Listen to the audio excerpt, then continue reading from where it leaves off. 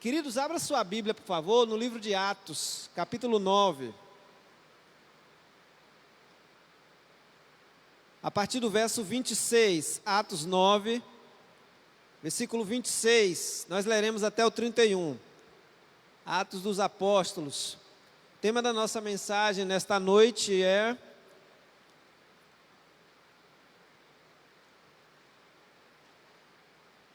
o Ministério de Integração. O Ministério de Integração. Atos 9, a partir do verso 26. Diz assim a palavra de Deus: Tendo chegado a Jerusalém, procurou juntar-se com os discípulos, todos, porém, o temiam, não acreditando que ele fosse discípulo. Mas Barnabé, tomando-o consigo, levou-o aos apóstolos e contou-lhe como ele vira o Senhor no caminho, e que este lhe falara, e como em Damasco pregava ousadamente em nome de Jesus. Estava com ele em Jerusalém, entrando e saindo, pregando ousadamente em nome do Senhor. Falava e discutia com os helenistas, mas eles procuravam tirar-lhe a vida. Tendo, porém, isto chegado ao conhecimento dos irmãos, levaram até Cesareia, e dali enviaram a Tarso. A igreja, na verdade, tinha paz por toda a Judéia, Galiléia e Samaria, edificando-se e caminhando no temor do Senhor, no conforto do Espírito Santo, crescia em número. O Ministério de Integração. Esse pequeno trecho que nós acabamos de ler narra a história de Saulo, também conhecido como Paulo. Se você vê na Bíblia, Saulo e Paulo é a mesma pessoa. A pequena diferença é que muitos judeus, como Paulo, que tinham dupla cidadania, era tanto romano como judeu, tinham um nome judaico e um nome romano. O nome de Paulo é o nome latim, é o nome romano. Mas como ele era da tribo de Benjamim, ele tem o nome de Saulo, que numa aproximação quer dizer Saul, primeiro rei de Israel. Então ele tem esses dois nomes porque ele é um homem de dois mundos. E os irmãos sabem que Paulo, antes de se converter, era um perseguidor da igreja. Ele perseguiu a igreja, consentiu na morte de Estevão, entrava, invadia a casa dos cristãos, levava, arrastava para a prisão. Diz o texto em Atos 9 que Paulo respirava crueldade contra os cristãos. Ele perseguia duramente a igreja. E este Saulo, que perseguia a igreja, no caminho de Damasco, perseguindo os cristãos, ele tem um encontro com Jesus. Jesus então diz a Saulo: Saulo, Saulo, por que me persegues? E é importante a gente entender isso. Paulo perseguia a igreja, mas quando Jesus aparece para ele, pergunta: por que me persegues? Porque quem persegue a igreja de Cristo, persegue a Cristo. Ele tem um encontro fantástico com Jesus, uma experiência de conversão, e lá mesmo em Damasco ele começa a pregar, a falar desse Jesus que ele perseguia, mas que o havia alcançado, e o povo na sinagoga ficava atônito. Ora, não é este Saulo que o Sinédrio de Jerusalém deu carta para que ele perseguisse os cristãos? Ele agora está falando em nome de Jesus? Ele então se desloca até Jerusalém, porque lá estão os apóstolos. Mas os apóstolos temem recebê-lo, porque desconfiavam se há algum tipo de estratégia, algum tipo de armadilha, para que ele pudesse então capturar os cristãos. Há um receio, há um temor. Mas Deus levanta um cidadão chamado Barnabé, que vai até Saulo, introduz ele no meio dos apóstolos, narra como o Senhor o alcançara, e Saulo então passa agora, de forma plena, a integrar o corpo de Cristo, a pertencer à igreja. E a primeira lição que eu quero compartilhar com os irmãos nesse texto é o papel de Barnabé como alguém que trabalha na integração. É o ministério da adoção espiritual de Barnabé. Nós temos um problema enquanto denominação, enquanto igreja, enquanto cristãos nesses dias. O nosso desafio é fazer com que as pessoas que se acheguem à igreja se sintam integrados, partes do corpo. Porque a nossa tendência natural é que nós nos aproximemos daquelas pessoas que partilham das mesmas coisas, da mesma faixa etária, participam dos mesmos ministérios que você, mora na mesma rua, há algum tipo de interação entre vocês e gradativamente, sem querer, nós vamos formando panelinhas no seio da igreja, grupos que dificultam a integração de quem está vindo de fora. Esse indivíduo que está vindo de fora precisa ser abraçado, precisa ser acolhido, desde o seu nascimento. Eu já contei para os irmãos, e sempre vou contar isso, que eu só estou aqui hoje porque eu tive pessoas que fizeram um discipulado fantástico comigo. Pessoas que iam até minha casa me pegar para ir ao culto depois da decisão. A minha primeira Bíblia eu ganhei de um irmão que trabalhava comigo no discipulado, porque nós não podemos permanecer com essa estrutura de que alguém se decida e tenha que andar com as próprias pernas. Isso é impossível. Ninguém vai conseguir. Porque, queridos, os riscos são muitos. O indivíduo se decide, as seitas estão aí, ele não sabe nada de Jesus e de igreja.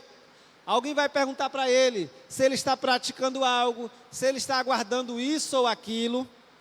Há toda uma preocupação e nós, muitas vezes, como igreja, deixamos esse indivíduo que está começando em seus primeiros passos, sozinho, à sua própria sorte, à sua própria mercê. Isto é pecaminoso de nossa parte. Nós, de uma vez por todas, precisamos abraçar o discipulado intencional, adotar o novo irmão em Cristo Jesus. E eu fico perplexo que muitas vezes o indivíduo mora na minha rua, mas eu espero que o pastor vá fazer uma visita a ele, que os diáconos estejam preocupados em visitá-lo, se ele está vindo à igreja. Se ele é jovem, eu espero que os jovens passem lá, porque eu estou sempre esperando que outros façam aquilo que eu também fui chamado por Cristo para fazer, que é discipular pessoas. Essa pandemia está abrindo uma porta à pregação do Evangelho sem precedente nos últimos anos, porque as pessoas estão com o coração ainda mais sedento da graça de Jesus.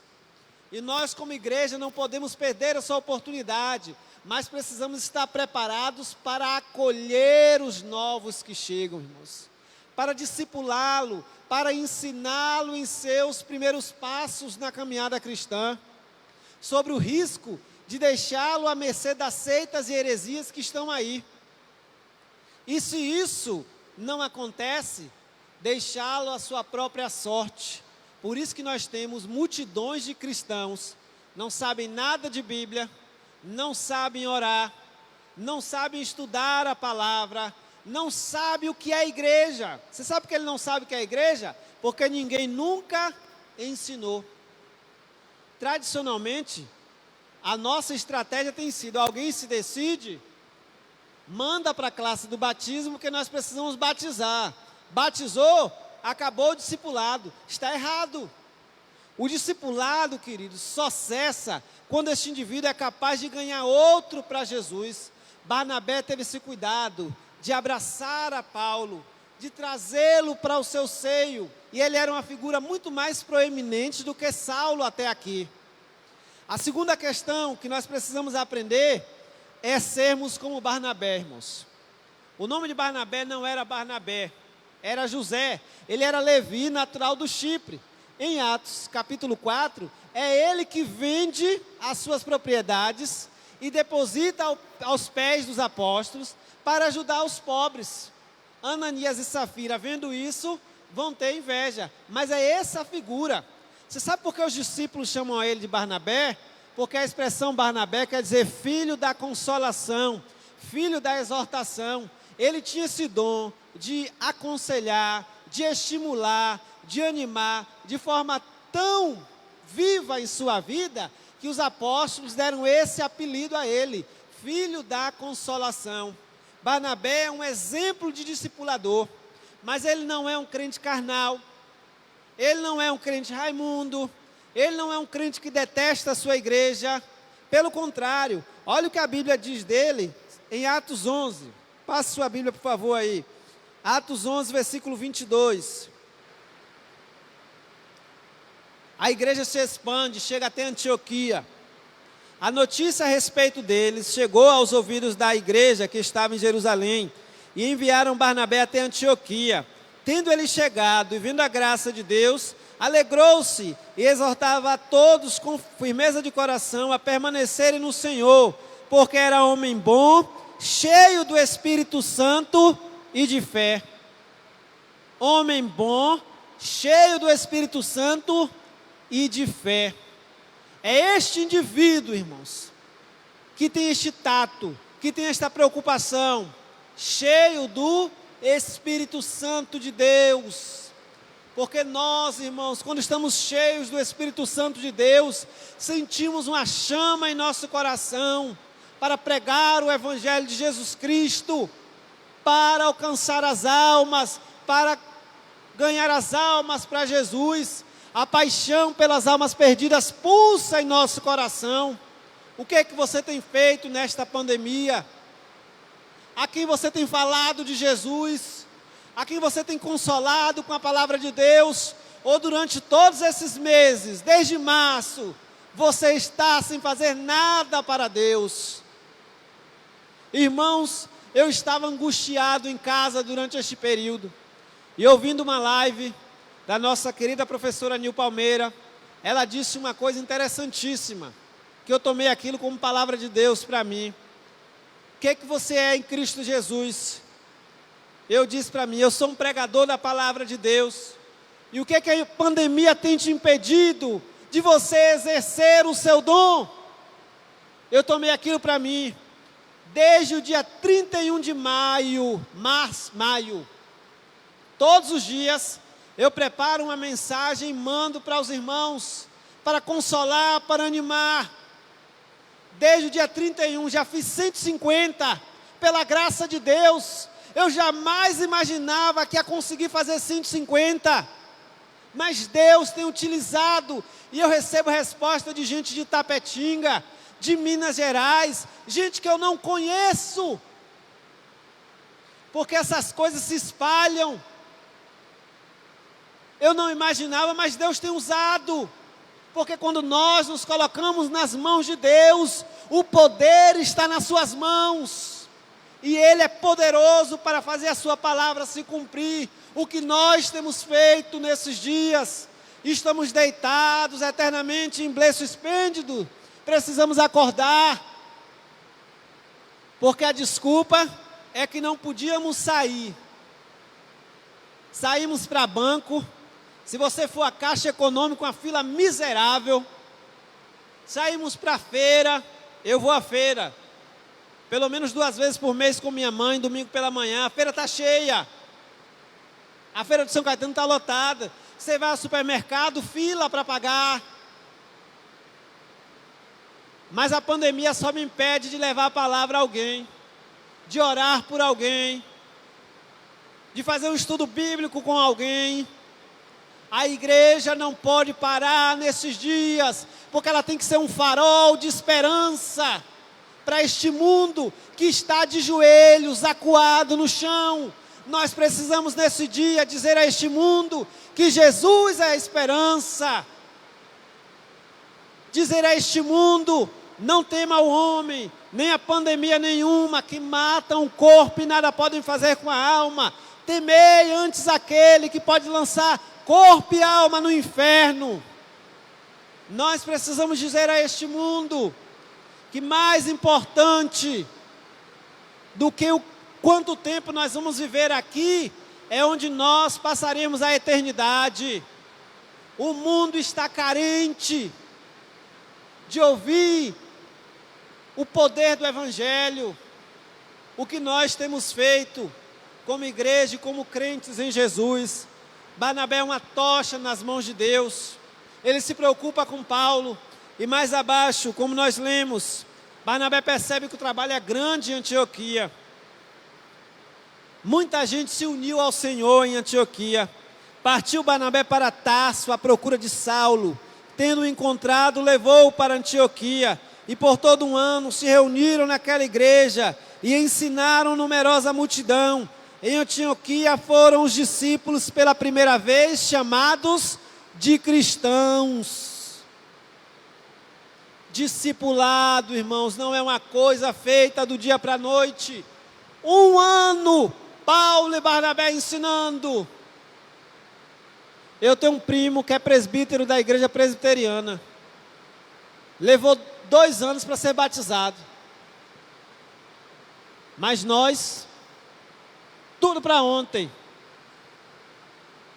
E nós pagamos o preço todos os dias de um discipulado mal feito. Paulo foi integrado e Barnabé está com ele. Vai iniciar e Deus é maravilhoso, irmãos. Barnabé introduz Paulo. Barnabé é enviado pela igreja para Antioquia, porque o trabalho está crescendo em Antioquia. E ele vê que ele não dá conta. Ele chama Saulo. E essa dupla, Saulo e Barnabé, serão os missionários enviados pela igreja de Antioquia para levar o evangelho até os confins da terra. Paulo e Barnabé, essa dupla dinâmica, que se conheceu daquela forma, Deus vai utilizá-los poderosamente. Uma dupla abençoada, maravilhosa. O texto chega a dizer, continua a falar, irmãos. A terceira lição que precisamos aprender nesse texto é que uma igreja que vive o ministério da integração precisa estar ciente que ela foi gerada para crescer. A igreja não foi criada para ficar estagnada.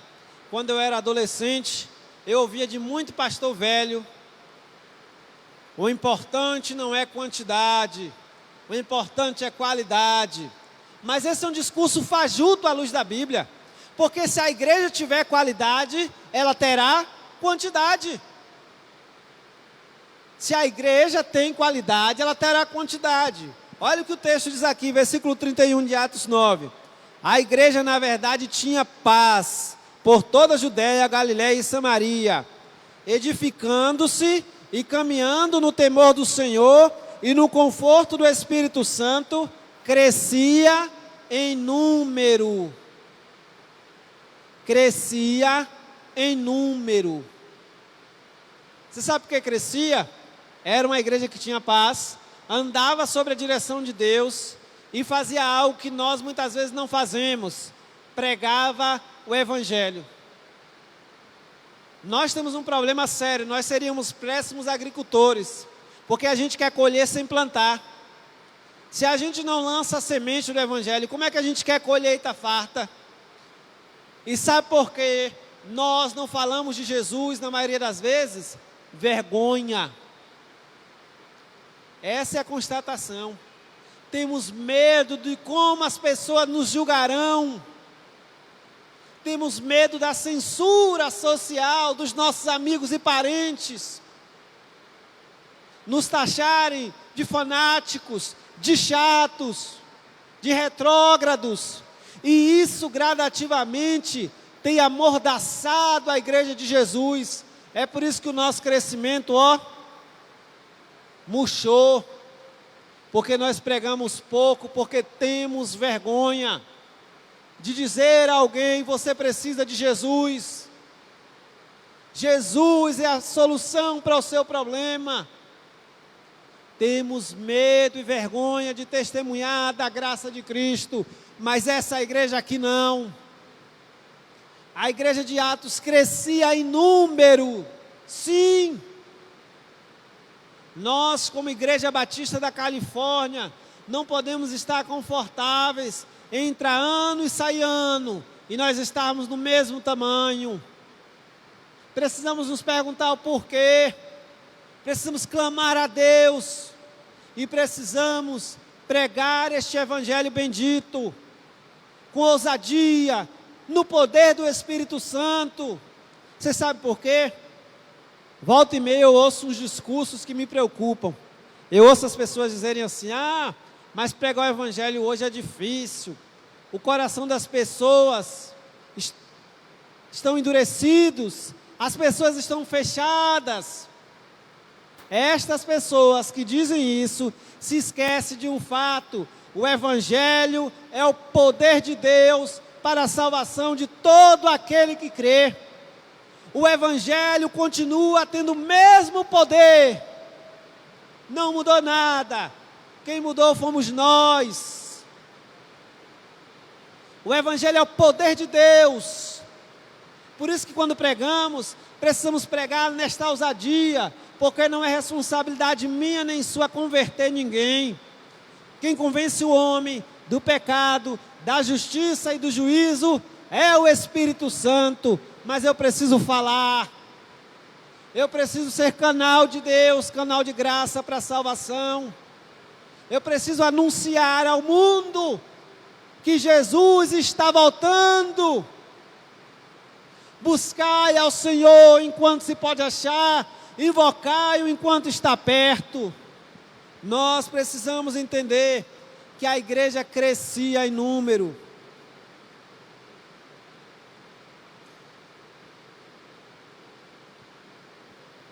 Crescer em número, irmãos, não é pecado, mas é a ordem de Jesus. Nós precisamos entender que a igreja de Atos crescia em número.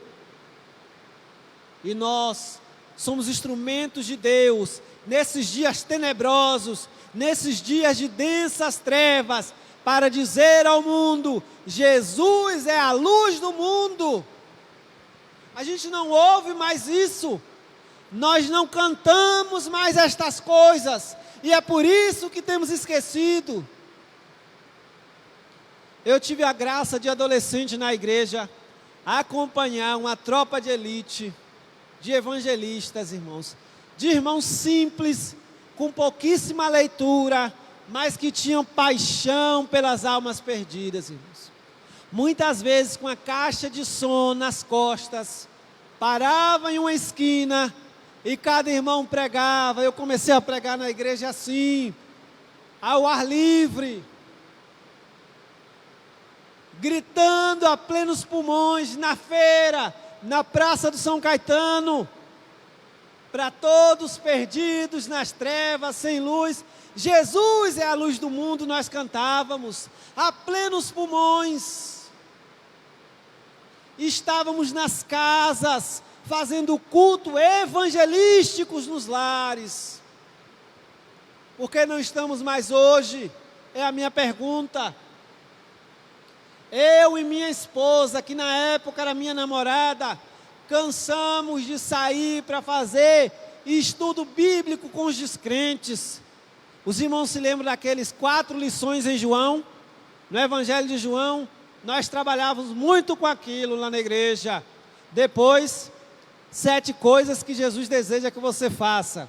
Era a literatura que nós fazíamos o trabalho com os descrentes. Em casas bonitas, em barracos, em casas que não tinham energia. Quantas vezes fui a culto à luz de vela, para pregar o evangelho com os irmãos. 16 anos eu tinha.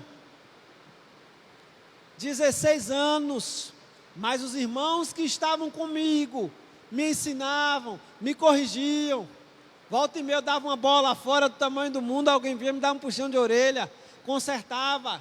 Isso é, irmãos, discipulado. Isso é a igreja viva,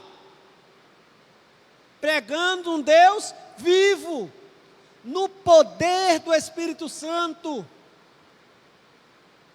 Poder espiritual, sim. E nós pregávamos porque aquela chama, irmãos, ardia em nosso coração. Eu não tenho como deixar de falar, de dar testemunho da graça de Cristo.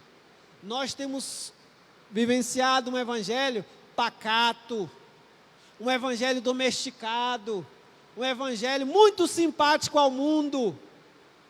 Não ofende ninguém, não confronta ninguém. É por isso que todo mundo acha legal hoje esse negócio de igreja, né? Bacana, porque o evangelho que nós vivemos já não transforma. Mas o problema não é o evangelho, é a nossa pregação, é a nossa falta de vida. E o que me espanta é que nós temos hoje um nível de escolaridade sem precedente na história do Brasil. Salvo engano, até a década de 80, a escolaridade dos evangélicos era em média quarta série. Olha a quantidade de gente com curso superior em nosso meio. Enorme. Mas a minha pergunta, onde está a paixão pelas almas perdidas? Você ouve isso hoje? Onde está a chama a arder no coração para pregar o evangelho? Eu tenho um sogro de 72 anos, irmãos. Ele está na roça em Buerarema. Quando ele vai no ônibus daqui para Buerarema, ele leva a Bíblia e pega no ônibus. Prega a palavra de Deus no ônibus. Ele tem 72 anos. Ele poderia dizer, já fiz minha parte, estou indo para minha roça, vou viver assim. Mas a chama arde no coração, irmãos. E ele prega com paixão, como se fosse a última mensagem da vida dele. 72 anos, chama no coração, irmãos. Fervor espiritual, fruto de palavra de Deus na mente, de uma vida de oração, de uma vida de fidelidade a Deus. Você vai olhar o mundo com os olhos de Jesus, quando você colocar a palavra de Deus em seu coração. A igreja de Atos tinha esse olhar, nós não temos.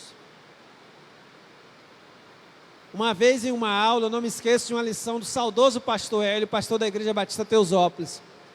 Ele disse para mim uma coisa que eu não me esqueço. Quando chega o carnaval em fevereiro, tem gente no Rio de Janeiro, passa o ano todo esperando aqueles 50 minutos, 60, e muitas vezes uma imagenzinha de 15 segundos que a TV vai fazer, não é? É o ano todo, e nós achamos aquilo lindo. O pastor disse para a gente assim, é muito vazio na vida de uma pessoa, é muita falta de Jesus. Ele olhou para o carnaval com um olhar de compaixão, com um olhar de quem via pecadores condenados ao fogo do inferno em desespero de alma. Quando ele me disse isso, eu confrontei meu olhar. Meu olhar eu achava bonito, achava lindo aquilo. Mas ele estava olhando com o olhar de Jesus. Quando a igreja tiver este olhar, você vai olhar para a turma da meota na feira. Eu não sei se aqui tem, lá no São Caetano fica assim. E dizer, Jesus, tenha misericórdia dessas vidas no chão, na sarjeta, escravizados pelo Satanás, pelo vício. Olhar de Jesus.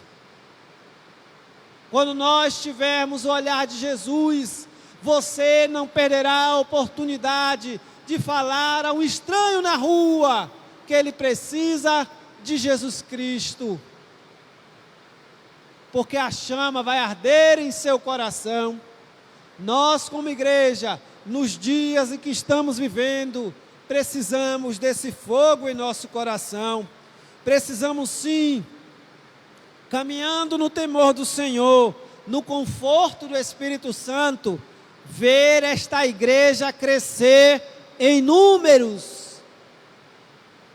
Porque, queridos, talvez você diga, em todo lugar está assim. Não é verdade. Qualquer irmão que tenha frequentado um congresso multiplique, sabe que há igrejas aí abalando o mundo, abalando sua cidade, por meio da pregação do Evangelho. Igrejas que nasceram em 2012, a igreja de Tarantim, Igreja Batista Filadélfia, do pastor Anacleto, tive a oportunidade de conversar com ele sábado passado, na posse do pastor da Monte Ararat, pastor Lázaro, e nós batemos um bom papo. Foi organizada, salvo engano, em 2012. São 8 anos, irmãos. É maior do que a nossa, que tem 50. E Tarantim tem 30 mil habitantes. E não 230 como nós. Nós precisamos despertar do sono, irmãos. porque temos pregado pouco, por isso que nossa colheita é pequena. Temos anunciado pouco às pessoas, temos nos preocupado pouco com os novos decididos, porque precisamos, de uma vez por toda, e quando eu digo isso, cada um de nós precisa assumir a sua parte, porque tradicionalmente nós herdamos uma estrutura na nossa mente católica, porque no catolicismo existe a diferença entre sacerdotes e leigos, faz parte da estrutura. O padre é sacerdote, por isso que só ele pode ministrar os ofícios. Tem gente que é assim, se decide alguém na igreja, pastor tem que visitar fulano lá, fazer uma visita, acompanhá-lo, orar com ele, fazer o discipulado intencional. Fazer o discipulado intencional com esta pessoa, estar próximo. Nós precisamos aproveitar desses dias, porque a missão da igreja não cessou.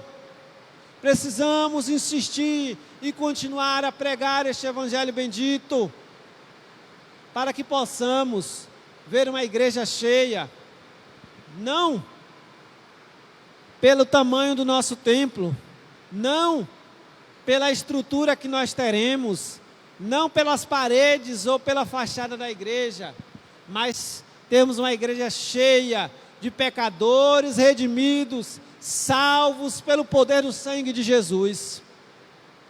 Nós precisamos voltar ao primeiro amor como crentes em Jesus Cristo. Se você discipulava, evangelizava e tem parado, hoje é o dia de você retornar à sua prática cristã. Se você parou de orar pela conversão de alguém, volte hoje a praticar. Se essa chama em seu coração se apagou pelas lutas, pelas dificuldades, peça a Deus que hoje derrame em seu coração amor pelas almas perdidas. Porque precisamos ser, queridos, uma igreja que exerça a compaixão e a graça, uma igreja que tenha um discipulado intencional, uma igreja que ore, porque a igreja que ora é uma igreja viva. Nós precisamos estabelecer isso em nossos corações, porque se não fizermos isso, projeto nenhum mudará a nossa realidade, pastor nenhum mudará a nossa realidade, e eu digo isso temendo que aconteça conosco o que aconteceu com os batistas ingleses. Até a década de 60, a Igreja Batista na Inglaterra era uma denominação fortíssima. 60 anos depois, ela está caindo aos pedaços. Sabe por quê? Porque a igreja envelheceu. A igreja envelheceu. Se nós pararmos de pregar o Evangelho de Jesus Cristo aqui, ficaremos todos juntos aqui, aquecidos, maravilhados, mas essa igreja que tem 50 anos não chegará a 100. Sabe por quê? Porque a igreja morre. E esse é o nosso temor. Igreja pode morrer. Está cheio de igrejas nos Estados Unidos, virando boate, museu, o que você imaginar. Porque morreram espiritualmente. Por isso, precisamos ser uma igreja integradora, uma igreja que acolha aqueles que chegam. Precisamos ter a disposição de cuidar e precisamos trabalhar pelo crescimento espiritual e numérico da nossa igreja. Que nosso Senhor Jesus Cristo nos abençoe nesse dia e derrame da sua graça em nossos corações, amém? Vamos ficar de pé e vamos orar.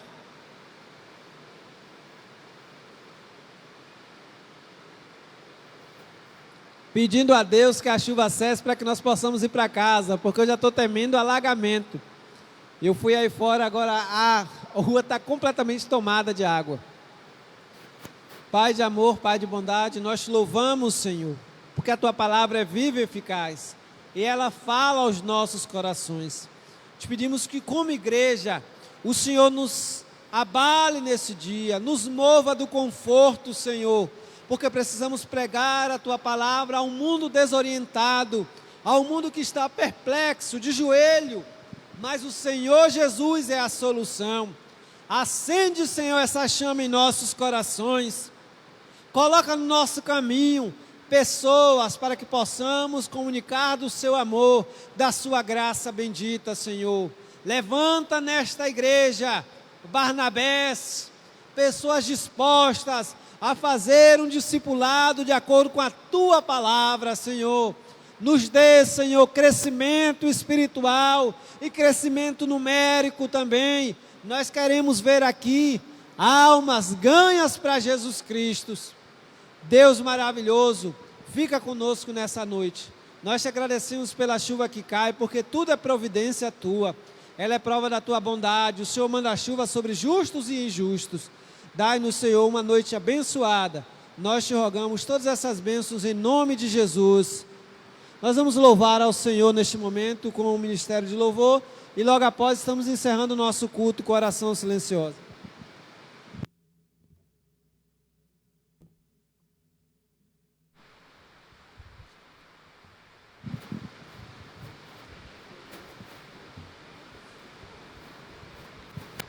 Som.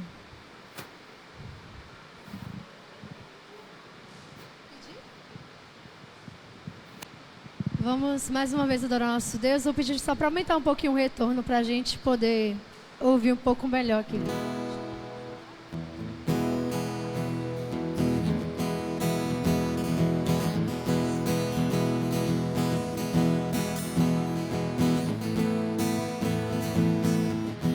Vamos cantar essa canção bem bonita, que é pro Senhor.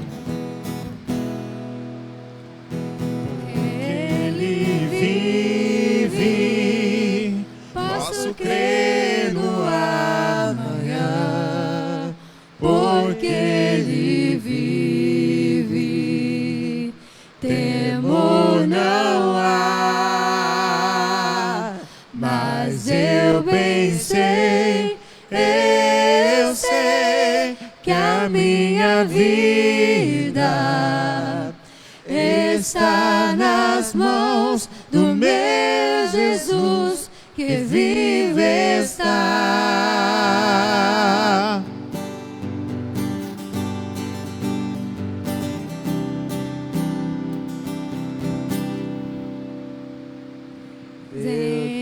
Enviou seu Filho amado para morrer em meu lugar.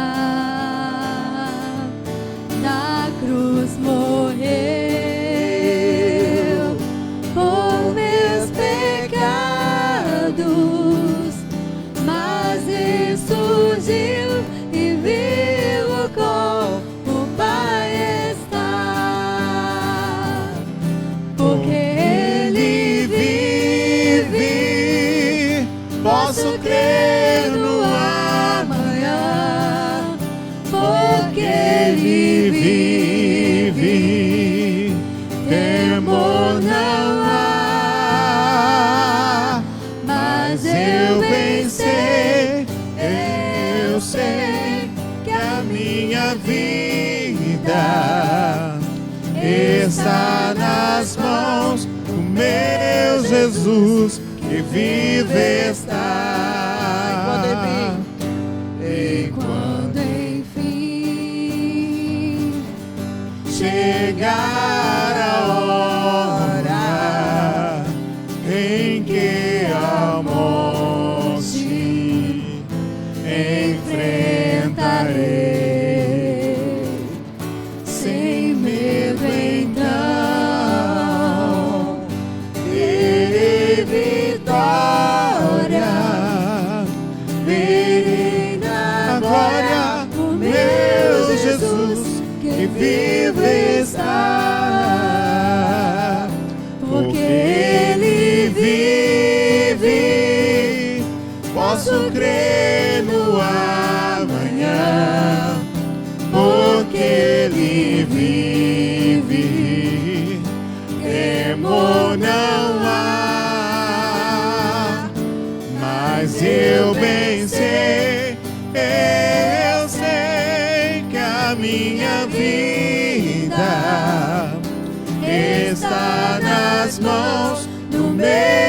Jesus que vive está. Porque Ele... Só igreja, só igreja, só Sim, igreja. Jesus vive no amanhã. Pode ser melhor. Sim, Jesus vive. Sim, teu Cante, amor mas não eu há. pensei.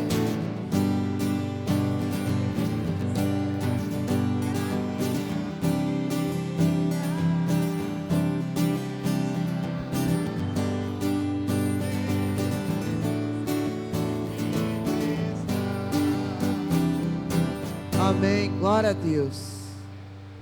Com a oração silenciosa, o culto dessa noite está encerrado.